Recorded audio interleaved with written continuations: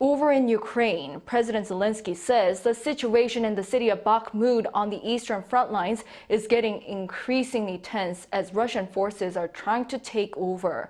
U.S. Treasury Secretary Janet Yellen, meanwhile, reaffirmed U.S. support for the war-torn nation during her visit to Kyiv. Shi-hoo has more.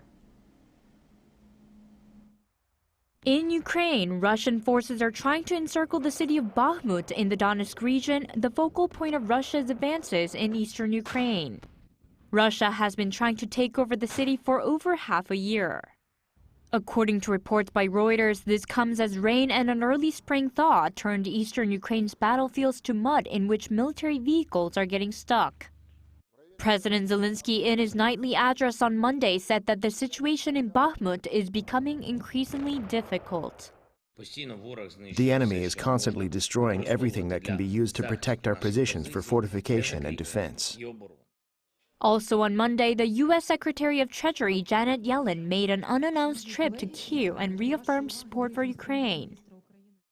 As we mark 1 year since the beginning of this full-scale invasion, the message I bring you from President Biden is simple. America will stand with Ukraine for as long as it takes. Yellen met with President Zelenskyy, Prime Minister Denis Shi-hoo, and other key government officials. Shi-hoo said that the two discussed further U.S. sanctions on Russia. Yellen announced the transfer of the $1.25 billion from the latest $9.9 billion tranche of economic and budget assistance from Washington. Meanwhile, Russian Foreign Ministry spokesperson Maria Zakharova said that Moscow is disappointed by South Korea's decision to expand sanctions against Russia.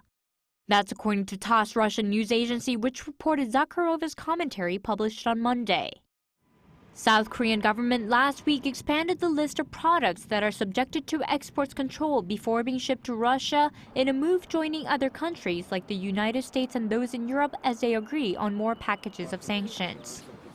Shi-hoo, Arirang News.